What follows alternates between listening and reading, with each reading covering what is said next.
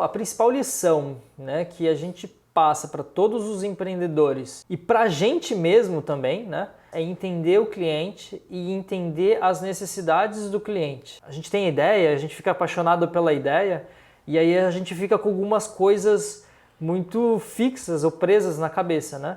E aí a gente esquece de olhar para a principal pessoa, né, que é o cliente.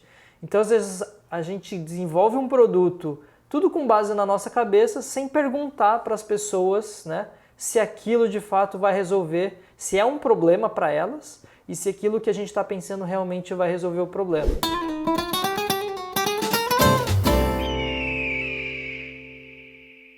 Fala pessoal, eu sou o Felipe Cristiano e mais um episódio do Falcão dos Negócios. Hoje recebendo Pedro Chioga, o Pedro que é diretor executivo? Coordenador executivo, eu tô bem. Acabei de perguntar para ele no in-off, acabei de falar errado. Coordenador executivo da Softville. Vamos conhecer um pouco do que é a Softville. E também a gente vai desenrolando essa conversa aqui. Espero que vocês curtam e bora lá. Pedro, bem-vindo ao Falcão dos Negócios. Se quiser se apresentar um pouco melhor para o nosso público, fica à vontade. Beleza, legal. Bom, obrigado pelo convite de estar aqui compartilhando um pouco das histórias aí. Hoje, né, como você falou, eu estou na Softville, venho exercendo esse cargo aí de executivo há 3 anos, mais ou menos. Sou natural de Londrina, no Paraná, estudei em Florianópolis até 2010, acho que 2010. Não, fiquei agora até 2018 para terminar o doutorado e vim aqui para Joinville para trabalhar na Secretaria de Desenvolvimento com projetos de inovação e hoje estou na Softville. Show. A tua ligação com startups vem há quanto tempo, Pedro? Olha, o interesse por empreender já faz bastante tempo. Vou dizer que acho que desde 2010, 2011, mas eu entrei para esse universo de startups aí acho que lá em 2014, mais ou menos, 2014, 2015, quando eu efetivamente abri a minha. Então, já que você falou de abrir a tua startup, conta pra gente qual foi o teu primeiro negócio. Então, evidentemente não existe mais, né? Senão não estaria aqui. Mas era uma startup que se chamava 99 Labs. Ela tinha o propósito de conectar academia e mercado, né? Quando eu falo academia, mais no viés de projetos de pesquisa e desenvolvimento. Uhum. Eu trabalhava, né? Fui pesquisador na Universidade Federal, lá em Florianópolis, e trabalhava com projetos de pesquisa e desenvolvimento. E aí eu achava que, bastante dos conhecimentos que a gente desenvolvia na universidade, mais delas podiam chegar ao mercado, né? Aí comecei o negócio como uma plataforma, daí foi mudando para consultoria, serviço. Aí em 2018 encerrei e vim para cá. Uhum. Então foi uma empresa que não foi para frente, ela não seguiu. A gente, né, tentou durante acho que 2 anos mais ou menos, né, encontrar uma necessidade no mercado, mas no final das contas a gente acabou não conseguindo, né? Uhum. É sempre o risco de empreender também, né? Sempre. E daí depois disso você ainda seguiu tentando, veio mais uma ideia de startup, você foi trabalhar no mercado tradicional, como é que, até a gente chegar na Softville, imagino que teve uma trajetória aí. Legal. Eu não cheguei aí para mercado, né? Quando eu estava decidindo engavetar o projeto, né? O pessoal da Secretaria de Desenvolvimento aqui da Prefeitura de Joinville me convidou para tocar projetos de inovação aqui na cidade, especificamente dentro dessa conexão entre academia, universidades e empresas. E, cara, fazia todo sentido eu, né, vir para cá, né? Antes eu tinha minha startup, basicamente eu pegava meu dinheiro e botava todo mês, né, para fazer o negócio funcionar.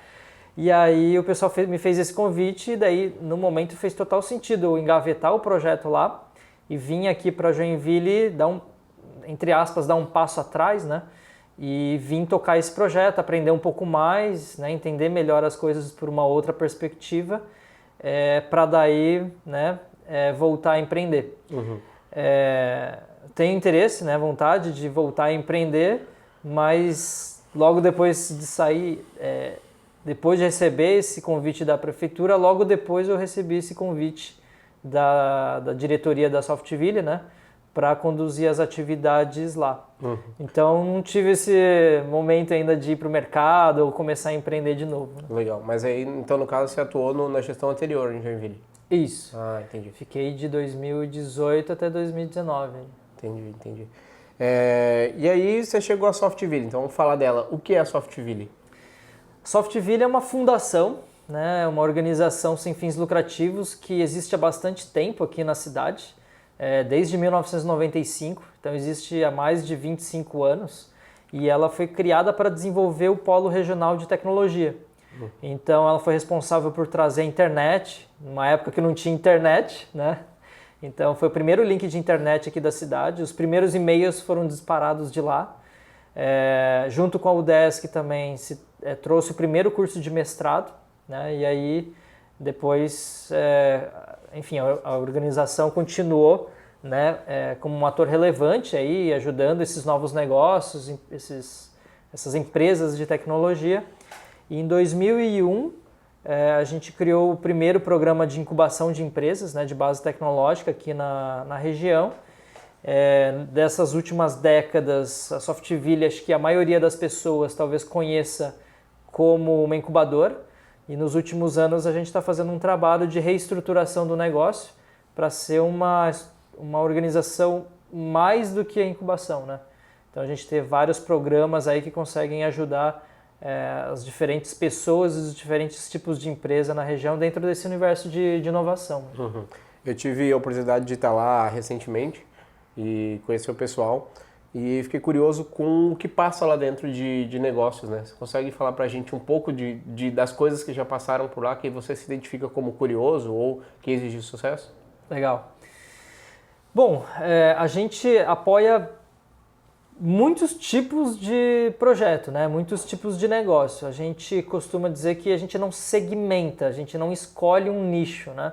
O que a gente escolhe são projetos que têm esse viés mais inovador, né? Que são coisas mais diferentes, assim, né? Negócios mais, entre aspas, tradicionais, aí existem outros parceiros, né, que atendem, tipo o Sebrae, né, por exemplo.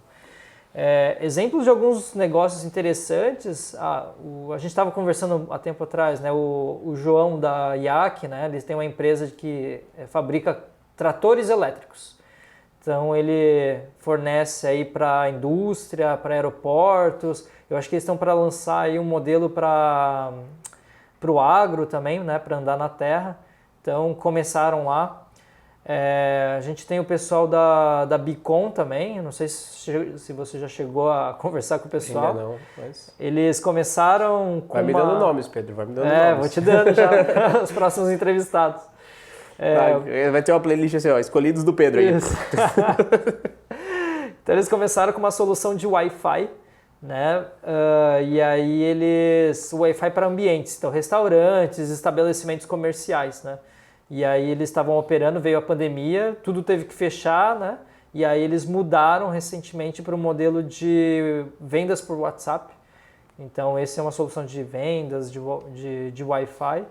E um outro interessante também, pessoal que estava, um caso interessante também, o pessoal da Conexão NFE. Então eles são uma empresa que ajuda a automatizar processos de nota fiscal.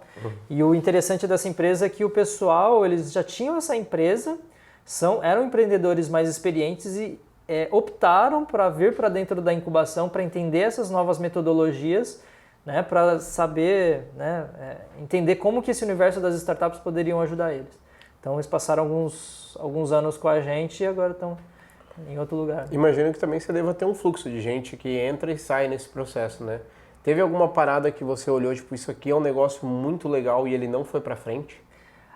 Tem um monte, né?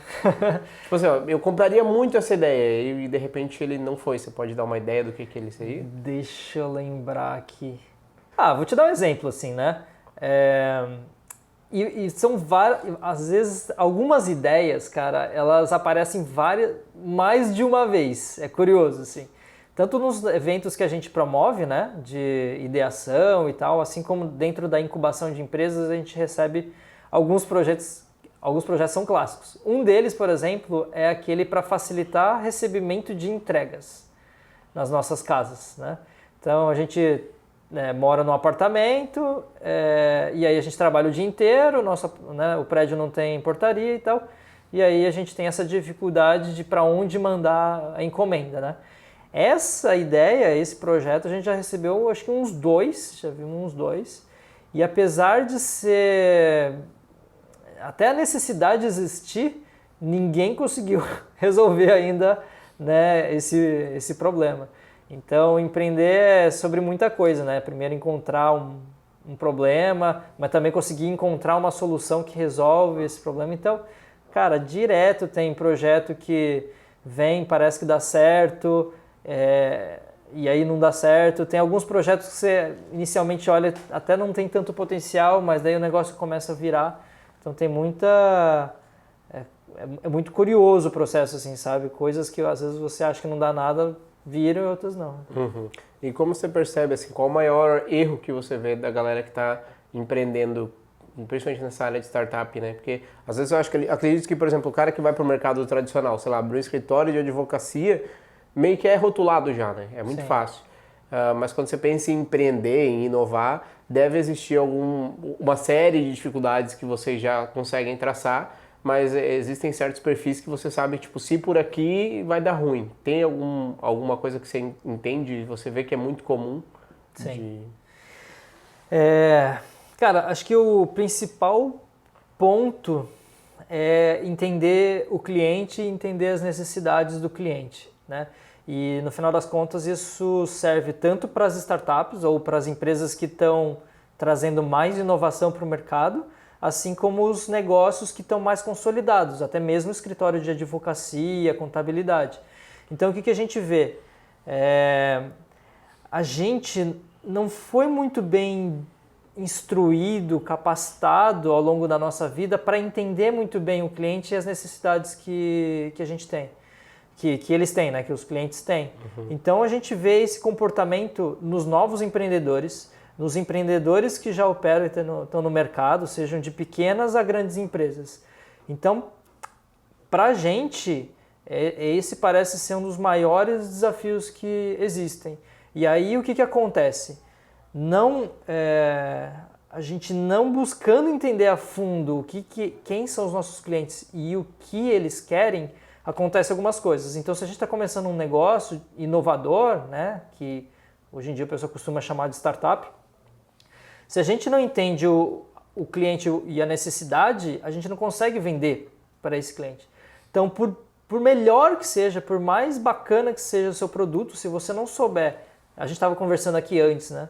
Se a gente não souber como vender essa ideia, não adianta de nada, né? Então essa a gente acha que é a maior dificuldade de todo mundo. E até eu estava falando na questão dos negócios mais tradicionais, né, mais consolidados. Cara, mercado assim, até de advocacia está mudando. Como os clientes gostariam que fossem atendidos? Negócios antes que a gente, né, fazia com advogados, por exemplo, aqui da cidade, hoje em dia, né, algumas plataformas estão fazendo isso de forma online. Né? E aí você começa a perder cliente para outras cidades, para outras regiões. Então, se a gente não entender o que os clientes querem e o que os clientes querem vão mudando, a gente não adapta o nosso negócio, a gente vai perdendo carteira de cliente, vai perdendo venda e chega uma hora no limite quebra, né? Uhum. A gente traz isso em vários pontos, quando a gente apresenta histórias de tecnologia, né, que é histórias de empresas de tecnologia, que é exatamente isso, um caso bem marcante. A gente trouxe aqui recentemente a Blockbuster, que meio que isso, não perdeu a chance de comprar a Netflix e acabou quebrando pela concorrência da própria Netflix, né? Exatamente. Exato. Por essa falta de inovação. Pedro, bom, trabalhar com startup nesse período de pandemia, você percebeu uma mudança também no perfil das startups depois da pandemia, tipo, do que se entendia como um negócio inovador antes para o que se vê hoje de inovação? Cara, eu acho que não. tá? É claro que a pandemia afetou vários comportamentos, mas do ponto de vista de negócios, e especialmente a nossa atividade lá, que é ajudar os empreendedores, né? Eu acho que continua a mesma, porque assim, o mercado vem mudando, o mercado não para de mudar, né? Esse é um ponto. Então a gente tem que estar sempre preparado para entender o que o mercado quer. Com a pandemia mudou um pouco mais, né? Então a gente precisa estar constantemente entendendo que como o mercado vai se comportar, como as pessoas vão se comportar, o que elas querem, né? Então assim, só intensificou a busca por entender o que as pessoas querem, né? Então, por exemplo, se antes da pandemia a gente tinha uma realidade que mudava, não, né, vinha mudando, a pandemia basicamente fez as coisas mudarem mais rápido. Então fez com que as pessoas tivessem que se adaptar mais rápido, né? Então, pra gente lá não afetou muito, tirando, por exemplo, a operação, né? Então a gente foi obrigado a ir para casa, e nos últimos tempos a gente vem retornando, né? Uma coisa, aí eu vou falar a minha opinião aqui como CPF, né? Não, nem em nome da Softville. Mas esses negócios que a gente ajuda, né? Que eles estão começando, né? Eu particularmente acho que estar presencialmente faz todo sentido, assim, é essencial.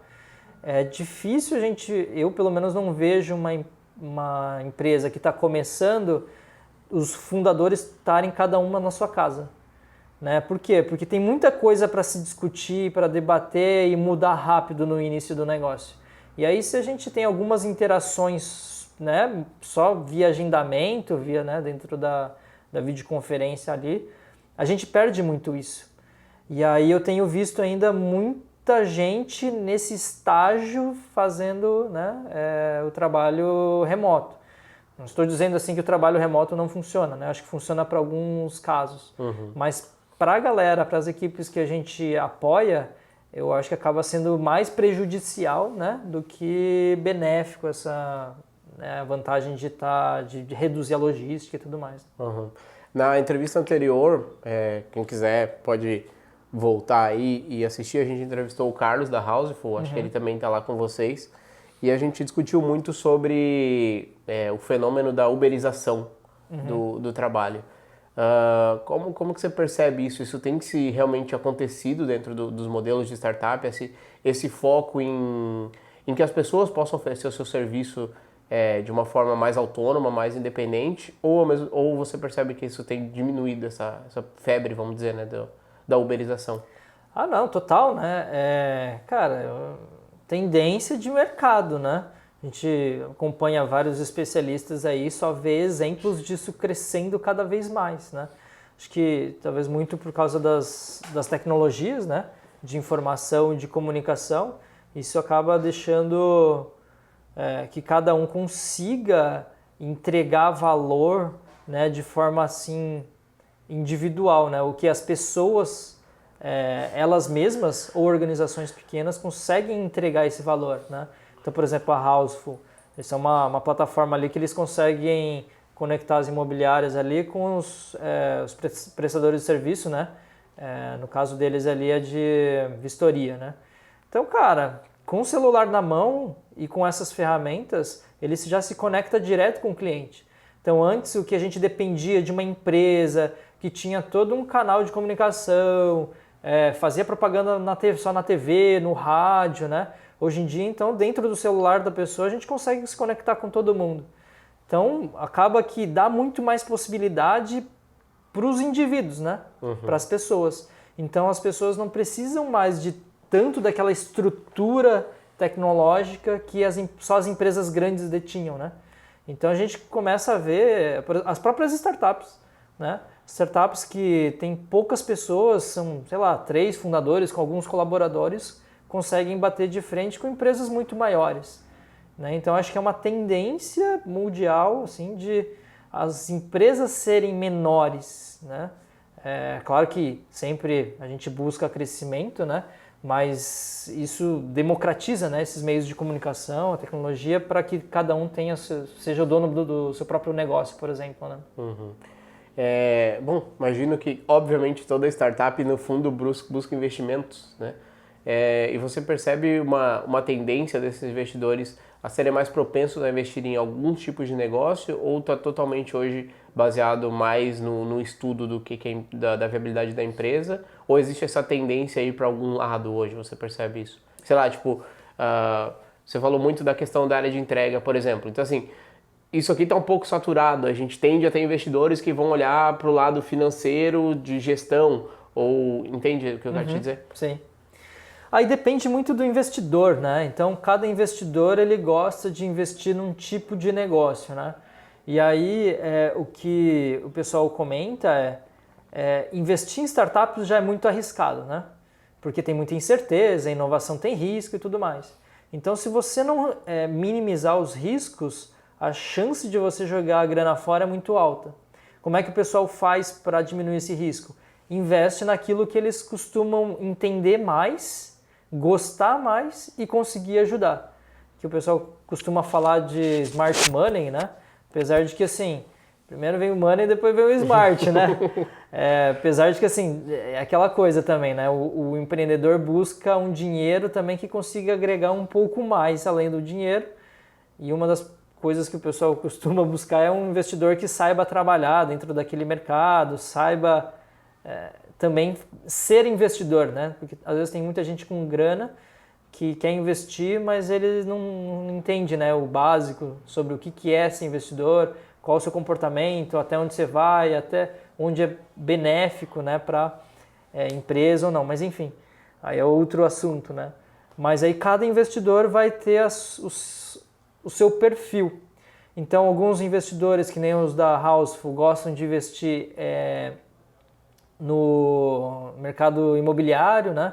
Aí tem algum outro investidor que vai gostar mais da área de esportes, outro investidor vai gostar mais da área de RH, né?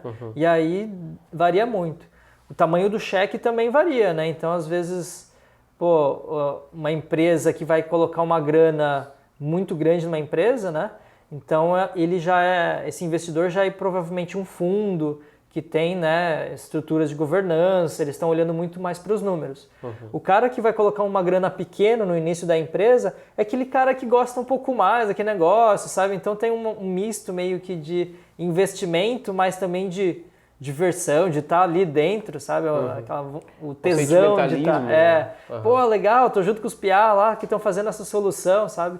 Então o investimento, dependendo do momento, né? Então, às vezes, junta essa coisa da grana, mas também uma paixão, né?